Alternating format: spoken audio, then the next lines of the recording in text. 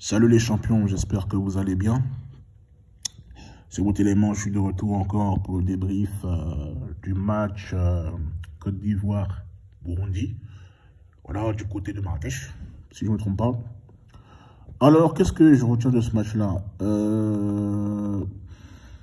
C'était un match moyen, je ne vais pas mentir. Hein. Les gars n'ont pas forcé, hein. Il n'y a rien de nouveau. Hein. Franchement, je retiens absolument rien. C'est un match moyen, l'équipe était tellement faible. Bon, c'est vrai que je pense que cette équipe de Burundi est un peu plus forte que l'équipe du Lesotho. Donc, il y avait de la place vraiment pour exploser cette équipe du Lesotho et se mettre à l'abri. Mais bon, ceci étant dit, voilà. Donc, en première période, on voit Senghor qui lance dans la profondeur Crespo, voilà, qui a cette lucidité de faire cette passe en retrait, cette passe laser. Je crois il y a un défenseur, je crois, qui se couche, qui la touche légèrement. Mais Crasso arrive à la récupérer et fusille gardien bout portant. Ça fait 1-0. Ensuite, il y a cette occasion où Gardel, je crois qu'il est en duel avec un défenseur. Et il a cette lucidité de changer le jeu.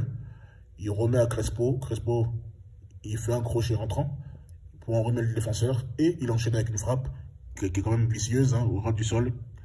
Le gardien se couche et il arrête. Ensuite, il y a cette occasion de Crasso qui lance en profondeur Crespo. Crespo, vous connaissez ses débordements, il met un caviar pour Datro, mais malheureusement, le gardien a suivi le mouvement et l'intercepte. Ensuite, on voit Datro qui remet à Senghor, centre pour la tête de Crespo. Malheureusement encore, cette fois-ci, le gardien l'arrête. Voilà. Enfin, l'autre occasion, l'occasion présente, c'est le gardien intercepte. Voilà. Donc, et on voit Datro sauter. Contrairement à l'occasion de Crespo, qui pouvait la mettre de la tête, mais bon, qui a été. Enfin, n'eût été la vigilance du gardien burundais, bah, il aurait mis ce but, je pense. Ensuite, on voit Gradel en soliste, qui fait un 1-2. Avec Crasso, talonnade, il fait une talonnade et il tire. Je crois que c'est le gardien qui l'arrête. Il avait encore d'air. Après, les Burundais vont répondre. Il y a, je crois que c'est le numéro 24, si je ne me trompe pas, qui donne le tournis à Ibrahim Sangaré et à Abakar Silla. Faute. Et le coup franc ne donnera rien. Hein. Il sera passé juste à côté de la cage de Badr Ali. Mais ils vont se faire punir. On voit en début d'action Senghor qui remet à Sangaré qui lance Crespo de la profondeur. Et Crespo, vous connaissez, quand lui il est lancé, il est dangereux. Il met une sucrerie côté opposé et Gradel les punit. Donc voilà, ça fait but. Un somptueux but de la tête qui laisse aucune chose au gardien. Ensuite, en deuxième période, on voit le gardien burundais dégager et Sinali qui intercepte, qui devance hein, le joueur burundais. Il remet à Sangaré remet à Crasso. Crasso qui met un boulet de canon, mais malheureusement, c'est arrêté encore par le gardien. Vous voyez le nombre d'occasions qu'on a eu. On a vraiment pêché dans la finition. Ensuite, on voit Datro qui fait un vrai pressing sur le gardien. Le gardien, il est mélangé. Il fait une passe ratée pour son défenseur, intercepté par Crasso. Crasso remet à Datro. Datro, il s'enfume dans des dribbles et il lève la tête. Il voit Sangaré. Passe en retrait. Sangaré, il met dedans. Il envoie bouler, mais malheureusement, il est contré par le défenseur burundais. Voilà. Ensuite, on voit Crespo faire un pressing sur le défenseur. Il arrive à choper le ballon et tire vraiment sur le gardien. Vraiment, il faut qu'on revoie notre finition. Parce qu'on doit être plus tueur. Ensuite, Ibrahim Sangaré a la solidité de récupérer ce ballon. Et il met dedans. Il met un missile qui laisse aucune chance au gardien. Il trouve les filets. Ça fait, voilà, but. Ensuite, le gardien, ça c'est un but vraiment gaga. Qu'au gardien Boutio. On voit le gardien, je sais pas, comment tu peux dribbler dans ta passe. Il veut dribbler, Pépé au pressing, il chope la balle, il n'a plus qu'à pousser le ballon fond les filets, et ça fait but. Donc voilà. Après, il y a une occasion un peu litigieuse. On voit Senghor qui met qu'il envoie une transversale en profondeur pour Koka, qui est en duel avec, comment il s'appelle, le défenseur burundais. Mais je crois qu'il y a penalty, hein, parce que le gardien, je sais pas, il fait une sortie hasardeuse. Et je crois qu'il quand même qu'il découpe. Hein. Bon, après, c'est litigieux. Après, bon, c'est pas grave. S'il n'a pas fait penalty, bon, il n'y a pas de scandale non plus. Hein, mais bon, franchement, ça, pour moi que ça, on a fait des penalty. Mais bon, après, ça n'a pas d'incidence, puisque on finit très bien. C'est vrai qu'il y a une petite frayeur. On voit que Singo se fait enrhumer par l'attaquant burundais. Il rentre dans l'axe, il tire, et Badrali est vigilant. Il dégage ce ballon, donc... voilà quoi, donc c'est dans l'ensemble, qu'est-ce que je peux dire? C'est un match moyen, on n'a pas forcé, l'équipe était vraiment faible. Qu'est-ce qu'on peut retenir d'autre? Voilà, en fait, on va rien retenir. C'est pas un match qui va rester dans les annales. J'ai pas pris un même plaisir à regarder ce match, il faut être honnête. Ça m'appelle le match un peu contre le Malawi. J'ai pas regardé, c'est vrai, mais les gens m'ont dit, ah oui, c'est vrai qu'on a mis 3-0, mais c'était catastrophique, quoi, voilà. Voilà, le score est vraiment flatteur. Même là, si on était vraiment un petit peu sérieux, on mettait le double, quoi, voilà. Donc, on a pêché dans la finition. Des fois, des pertes de balles inutiles. Je me souviens d'une perte de balle de Abakar Silla. C'était chaud. Heureusement que Mikassi est redescendu pour récupérer la balle. Voilà, quoi, franchement. Et je trouve que c'est lent. Ça manque des fois de rythme. Il n'y a pas de fond de jeu. Le système 4-4-2, on n'arrive pas à jouer. Bon, là, comme c'est une équipe faible, on va penser qu'on était bon. Non, on n'a pas été bon, on a été moyen. Voilà, ça a été moyen. On va rien retenir de ce match-là. Pour moi, c'est pas un match de référence. Ça ne restera pas des annales, pour être honnête. Donc, il n'y a rien à tirer. Maintenant, je vais passer par le cas par cas.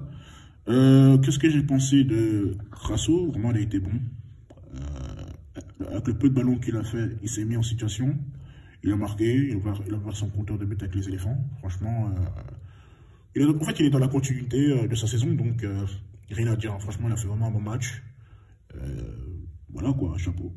Et en tout cas, qu'il continue comme ça pour vraiment être le titulaire indiscutable au sein de l'attaque des éléphants. D'autres, pour moi, c'est un match frustrant parce qu'il n'a pas pu se mettre en valeur. Il n'a pas été beaucoup servi, des fois courir dans le vide. J'ai pas été sévère avec lui. Franchement, c'est un match, il n'a pas brillé, c'est un match moyen. Mais bon, je veux le voir contre le Burkina. Voilà. Je pense que un mec comme Tatro, il a besoin de profondeur. Soit tu le mets ailier, soit tu le mets en neuf. Mais le système 4-4-2, je sais pas. Voilà. Mais bon, il a quand même essayé. On le voyait faire quelques fois de pressing. Mais ça se voit je pense qu'il a dû être frustré parce que c'est difficile pour un attaquant de ne pas être servi comme il faut. C'est que Crespo, il fait son travail. Hein. Voilà. Mais avec un Gradel qui n'est plus au niveau, à part son but, je pense qu'il a fait d'extraordinaire. Contrairement à Crespo qui était très bon. Donc il était bon vraiment. Il a été vraiment très remuant sur son côté. Donc voilà, en tout cas, bon match de Crespo, qui est, je pense, le meilleur passeur sous l'ère Gasset. Donc voilà, après le milieu de terrain, bon, il y a un ouf, hein, ils ont fait un match plutôt, on va dire, correct. Ils n'ont pas été extraordinaires, ils ont été corrects. Sans plus, hein, voilà, ils n'ont pas forcé. Hein. Doumbia, il a été à la ramasse. Le fait, comment le coach peut mettre Gradel et Doumbia? Mais c'est suicidaire, ça. Le côté le plus faible, c'était le côté gauche, quoi. Le côté de Gradel et de Doumbia, ça n'a pas été bon, franchement. Vraiment, Gradel n'a plus le niveau qu'il a de la sélection. Il brille que face à des petites équipes. Et la dernière fois où il a été bon contre une grosse équipe, je pense que peut-être c'était contre l'Algérie. Après, ça n'a plus rien. Et je pense qu'il aurait dû prendre sa retraite après la CAN 2019. Et là, encore, il veut forcer encore jusqu'à la CAN 2024. Et je ne connais pas de grande équipe ou de grands clubs qui ont un ailier de 37 ans. En tout cas, s'il y en a, je vous mets au défi de me donner le nom. Je parle d'ailier, ne me parlez pas d'autre chose. Il a plus de niveau, franchement. Quand le niveau hausse, je prends juste l'exemple, contre l'Angleterre, il est passé à côté. Contre l'Égypte, il est passé à côté. Contre l'Algérie, ça a été le plus faible des attaquants. S'il était un peu concentré, je pense qu'on marquait, on mettait le militaire à l'Algérie. Donc pour moi, il n'a plus de niveau. Franchement, en plus, quand tu as des mecs comme Simon Dangra, Colandry, pour citer que ceux-là, Amad Diallo, lui, il n'a plus de niveau en fait. Voilà. En plus, tous ses concurrents, remarquez bien, ils sont plus jeunes, plus forts et ils jouent dans des championnats plus compétitifs.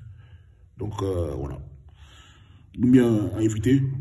quand Gisela il est venu, on a vu la différence. On a vu la différence. En fait, le problème, c'est que l'écart est trop énorme entre Gisela Conan, qui est excellent, hein, depuis qu'il est pas une de ses blessures, et avec Doumbia qui n'a pas de niveau. Moi, je sais pas pourquoi on n'a pas pris Hassan. Hassan, il est vraiment meilleur. Voilà, Aboukar Sylla, il a été bon. Enfin, c'est vrai qu'en première période, j'ai trouvé quand même hésitant parfois. Voilà, il a perdu un ballon dangereux, mais dans l'ensemble, j'ai trouvé quand même intéressant. Deuxième période, j'ai trouvé plus libéré, avec plus d'attention. Donc voilà, c'est bien. Mais attention au saut de concentration. Sinali, bon, j'aime pas parler de lui, c'est pas la peine, je l'ai pas trouvé extraordinaire. Je sais même pas pourquoi même on l'a pris. En vérité, lui et Simon Deli n'ont pas leur place. Je peux pas comprendre qu'on laisse des Abadou et on prend des Sinali, quoi. Pour moi, il n'est pas rassurant, il n'a pas de niveau international. Voilà, il faut dire les choses telles qu'elles sont. Et c'est ma pensée. Donc, je souffrais de mon avis. Senghor, il a été bon en première période. On l'a vu vraiment disponible. En tout cas, ça marche bien. Crespo et Senghor, ce duo, ça marche bien. Donc, à revoir contre le Burkina, pourquoi pas. Ça a été intéressant. Et après, c'est vrai qu'en deuxième période, bon, il s'est éteint. Comparé à la première, il s'est éteint. Mais la première période était vraiment intéressante. Pour le gardien, à part sa claquette en fin de match, il n'a pas eu vraiment il n'a pas été mis en danger, franchement. Donc, voilà quoi, ça s'arrête là. Ensuite, Bama et Bolafé été plus ou moins intéressante. Voilà, bon, tranquille quoi. Lazarmani, à part son tir, je ne l'ai pas trop vu. Pépé, à part son but, je ne retiens absolument rien de lui. Ça me rappelle son match contre Malawi, il a marqué d'accord, mais après, bon, il n'y a plus rien eu à se mettre sur la dent. Konaté Karim, ça a aussi un match frustrant. Quand Christian, il voit carrément Coca en point, il voit Coca en autre, il rate, ça passe en profondeur. Vraiment, Christian, il n'a plus de niveau fort. Christian, en fait, il n'a pas de niveau. Je ne sais pas qu'est-ce qu'il fait dans cette sélection. Franchement, on a mieux, en magasin. Bref, donc, en tout cas, il y a des joueurs que je veux revoir. Donc, à revoir, les choses à vérifier. Dans l'ensemble, parce que vous devez retenir, c'est un match moyen. 4-0, c'est bien beau, c'est un habillage, mais dans l'ensemble, bon. En tout cas, si vous avez raté ce match-là, vous n'avez pas regardé ce match-là, vous n'avez rien raté. La vérité est bonne à dire. Donc, voilà, c'était tout. Je pense que j'ai fait le tour. En tout cas, l'homme du match, si je devrais, bon, les meilleurs, enfin, les tops, je mettrais Kouassi, Jean-Evra Kouassi, Jean-Philippe Crasso. Voilà, pour moi, c'est mes tops. Et puis les flops, des Doumbia. Enfin, le côté gauche, c'est un flop. Franchement, le côté gauche, ça a vraiment été faible. Voilà. Gradel, Doumbia, vraiment, ils ont floppé. Les autres étaient plus ou moins. Ah oui, Sinal aussi, il n'est pas très extraordinaire, mais bon, le côté faible, vraiment, le vrai flop, c'est le côté gauche. Bon, vous changez ça. Vous mettez. Soit vous mettez Kouassi, vous le décalez à gauche, et vous titularisez Gislain, et puis de l'autre côté, vous mettez Pépé. Contre le Burkina, et puis. Voilà, en 4-4-3, voilà.